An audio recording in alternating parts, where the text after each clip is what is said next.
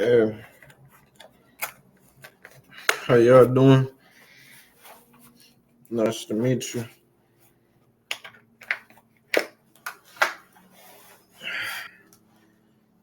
Let me step back from the mic because you know copyright.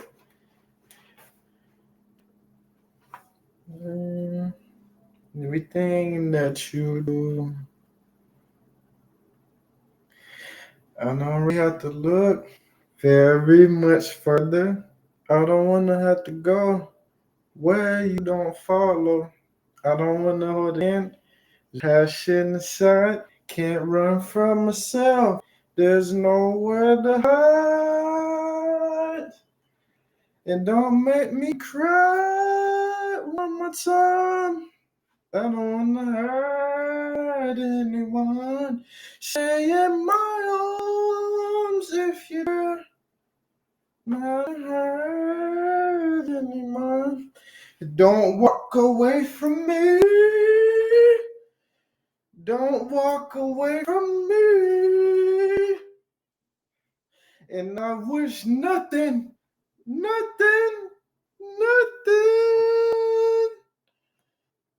That's the only part I know. But what's up, ET? What's up, family? What's up, newcomers? To the channel, man. Tell me about your day. You're on your phone, aren't you? You got socks on, don't you?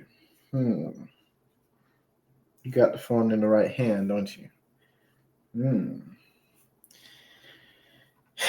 Am I right or am I righter? Let's get it. The evil designs of grocery stores. I don't know why I got this on. Hey, man, just got to get in character. This is underneath my armpits, and this it's not comfortable. I don't know how I was doing this when I was little. Hey, man, I was the hardest hitter. Y'all wouldn't believe me. Nobody don't care about Little League. The evil design of grocery stores. Where do y'all shop? I'm a little fancy. I may dibble and dabble to Costco, Sam's Club. No. Walmart, of course. Publix, maybe. Target, no. Costco though. This is me pulling up to Walmart on a Sunday morning to get some milk and dog food for Zufri, my 3-year-old German Shepherd. I walk in, go directly to the back of the store for the milk, and then pass by the pet foods aisle to grab dog food. As I was on my way out, something stupid starts to happen. Something I hate but keeps happening whenever I come into a grocery store. I start wandering around the store with absolutely no clear intentions. From one aisle to the other, I keep putting stuff in my cart that I don't even need. I walked. Yes and no, I don't do that because my mind is just so focused and targeted on the things I have to get. Unless we're actually going grocery shopping, then it may drift off. Okay, you know what? I did eat those Korean noodles. You know what? What does one more pack? One more pack doesn't hurt. I haven't had Cheez-Its in a little minute. Let me put that in there. Wait, there's no potatoes. Okay, let me get it. Oh wait, hold on. Wait, no, we need to catch water. Let me get that. Wait, hold on. You know what? Let me just get everything in this aisle real quick so they can take my money. Just sometimes though, but really, on small adventures, I only get 2 things, and that's it. Because walked in to get 2 items. If you know. But somehow ended up with 13. But it seems like I'm not the only one who does this. It turns out grocery stores are perfectly designed to ensure that this keeps happening to millions of visitors every single day. They use every trick in the book to make us buy things we never intended on buying. We modeled the entire thing to show you the evil design of grocery stores. I chose Job Corps because already first he's doing that already. That's first and foremost. Come on. The grocery store, as we know it, began to take shape in the early 20th century. The first self-service grocery store, Piggly Wiggly, opened in 1916 in Memphis, Tennessee, revolutionizing the shopping experience by allowing customers to browse and select their own items. This concept quickly gained popularity, leading to the rise of supermarket chains. As a result, notable chains like Kroger and A&P emerged, expanding across the United States and setting the stage for modern grocery retailing. Today, the grocery industry is a massive sector in the U.S. economy. In 2023, retail and food service sales in the United States exceeded $8 trillion. On average, shoppers spend about $174 per trip to the grocery store, a 12% increase from previous years. The industry comprises approximately 61,000 grocery stores, employing around 1.4 million people. These numbers clearly show that these companies are making money, and a lot of it. But before grocery stores looked the way we know today, they were designed way different back then. Before self-service models emerged, grocery shopping typically involved customers requesting items from behind a counter. However, with the introduction of self-service in 1916, the layout and design of grocery stores began to evolve dramatically. Piggly Wiggly turned things around. I don't know why anyone would name a company as such, but to their credit, they changed grocery stores forever. The open layout, the organized aisles, the directional lighting, these were all new additions to the grocery store design at the time. But before we go into the nitty-gritty of the numerous tricks they use to influence your purchasing decisions, we must establish how grocery stores actually make money. Most of us would think that grocery stores make their money by selling products. Although that's not quite wrong, they make the most of their revenue from something else. Grocery stores don't really make as much profit as you think. Their margins are as thin as 1 to 3%, which means if you spend $100 at a grocery store, they're going to end up making $1 to $3 at most out of the 100. Considering the tremendous amount of capital it takes to run a grocery store, it's I remember when Walmart used to have this logo with the star. almost impossible for companies to survive on such low profit margins. But they already know that. That's why grocery stores are not in the food business. In fact, they're in the real estate business. Let's first establish how the typical grocery store layout works. One of the common grocery store layouts is the grid. Your retail fixtures are arranged in long rows. They're also typically placed at right angles throughout your store, making it easier for customers to get a preview of what's in the aisle without having to go through it. Exactly. Like I'm just imagining. Boom. Because, everybody got their set store. Like I got a set Target, a set Publix, a set Walmart. Because if I go to any other Walmart or any other stores, I'm lost, right? So it's like, okay, as soon as I walk in, boom. No, the aisle 1 is on the left side, and then it goes from here. Yeah. And then you know how they trick you? They always put the milk in the back so that you walk even more further. Because anyway, you're gonna spend a minimum of an hour in there, so it don't really matter. But it does though. It does. It does though.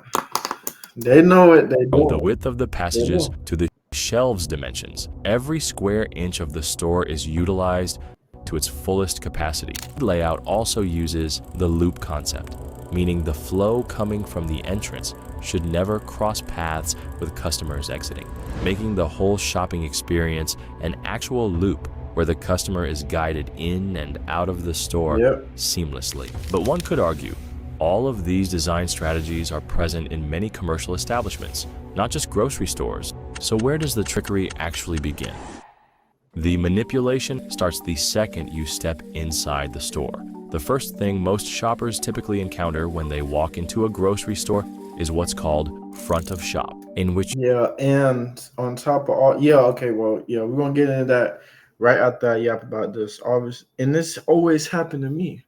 So I'm like, okay, well, I don't know what, because I know I hold a lot of energy, but the thing is, Why am I always the one with the messed up cart? Then the wheel don't. It always is wobbly at the end. Then I always got 3 wheels that work or 4 wheels that work hardly, but it's always the back two that don't really work, especially when you try to turn. Or is the wobbling noise? It's like, okay, everybody know that I'm pushing the cart and when I'm approaching because I'm just walking and then the loud noise. Yeah, it happened every time. Cause it's like, okay, well, I already got the cart. I don't really feel like doing it. I don't really feel like putting this back. So put it back. Then there's sometimes the cart be jamming too. Cause once you have to undo the lid, then to take them off because they be stuck. It's like, okay, there's people behind me. I'm not trying to lose my mind. Try to just get stuck, try to do this. So I just try to go for the easiest one that's already open. Which you'd find the produce section as well as the flower section. This isn't mere coincidence, it's by universal design. A store's produce section plays a large role in how much consumers will spend. Not only that, grocery stores use very specific directional lights aimed at fruits and vegetables to make their colors pop. Now, once your visual appetite is satisfied, stores have to make sure you don't just pick some fruits and bounce. They need you to walk by as many items as possible. This is when the traffic builder method comes into play. I actually didn't complete college. For the past 16 years, I've been in sales. I've been stuck in survival mode. And so when I sat down and really kind of... Ever wondered why milk and bread are always way at the back of the store? This tactic is designed to increase the likelihood of impulse purchases along the way. Since milk is a staple item, putting it at the back ensures that shoppers will pass by various other products, which means more impulse buys. That's also why some of the best deals are typically way at the back. Now, once they get you in the central section of the store, this is when they make the real money off of you. At the beginning of the video, I told you grocery stores are in the real estate business. This is what I mean. 50 to 75% of grocery stores' profit is from slotting fees. Food companies and brands spend a tremendous amount of money to place their products at a certain location inside stores. One product could spend between $10,000 to $100,000 to $1 million to get just one product on a certain shelf right in front of your eyeballs. And that specific sweet spot on a certain shelf is called the golden zone. Products placed in the golden zone can sell 8 times more than if they're on a different shelf. But what is exactly this golden zone? The golden zone in grocery store design refers to the area at 4 to 5 feet above the floor, which corresponds to the average shopper's eye level. To perfectly place the money-making shelves, grocery store designers use the average height of the local population as reference point. At this height, most shoppers' eyes naturally fall, making it the ideal spot for placing high-demand or high-margin products. The shelf design in itself is intentional. Shelves in the golden zone are typically 12 to 18 inches deep. This depth allows for easy access and visibility of products. What could they place on there though? You know, the syrup, the honey, peanut butter. Nah, but that be on the bottom shelf though.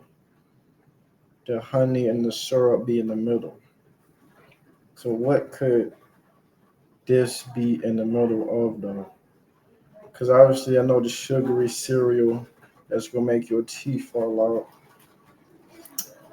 out. Even the hot chips, because that's not good for you. All the unhealthy stuff is products without overwhelming the shopper. But this golden zone changes according to aisles. For example, the golden zone for cereal is at around 3 feet from the ground. That's because the real customers in the cereal aisle are children. But the golden zone trick is definitely not the last. They also kind of tailor-make things to people who are right-handed. That's because 80% of the population is right-handed. According to research, right-handed people tend to look more on their right side than the left when shopping. That's why most of the products with higher profit margins are usually placed on the right side of the aisle. Also, more resistant floor textures that slow you down are placed next to products they want to push more. Now, once you put way more products in your cart than you intended to, You head out to the checkout line. But as soon as you may think you're safe, that's when you screw up even more. Grocery stores have found out that for every second a person has to wait before they get checked out, an impulse purchase increases by 0.4%. Yeah, that may be true to y'all, not to me. I don't purchase stuff in the aisles, in the checkout aisles. Yeah, because I don't even eat candy. That's what y'all gotta realize. I know the gum be up there, the Trident. What other brands? Trident, Orbit, the watermelon flavored. I don't even get them.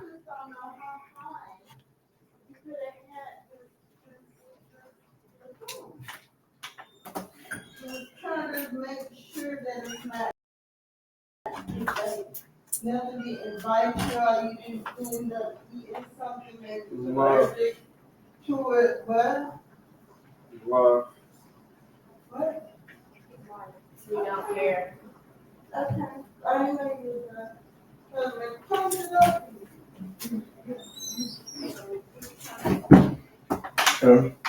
But even that, because I already told you I don't eat candy.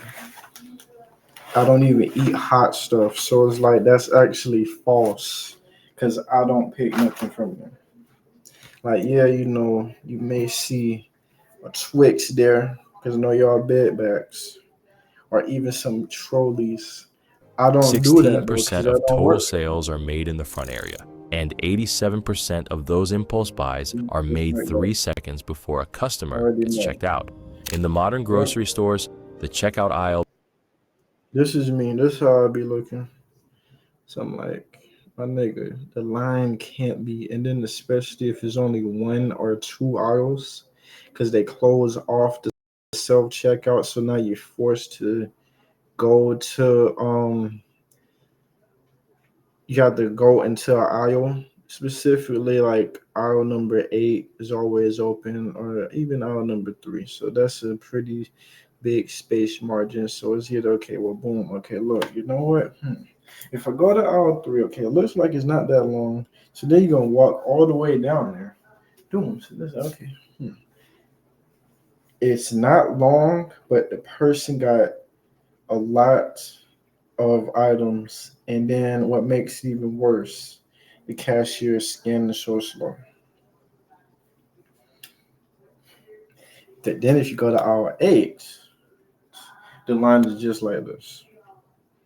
And then it's just be crazy because like, okay, you got a nigga right behind you, or even the women. I don't know why women just stand so close to me. Like, ladies, I know I smell good. Okay, boom. Can't tell you my scent. Can't tell you. It's always the older ones that I'm trying to tell you. They just stand right behind me. I'm like, okay. All right. Okay. I just have to deal with it. Look how she's looking. She's like, oh God. Oh my God.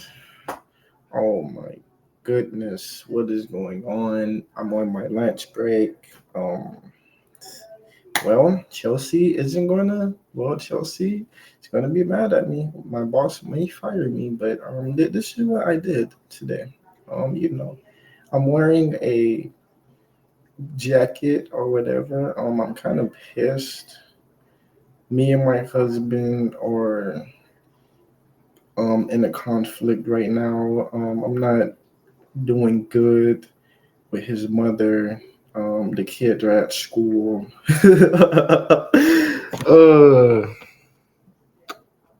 I'm a joke. Became a maze to fuel impulse purchases, No, I just talked especially about during that. the holiday season.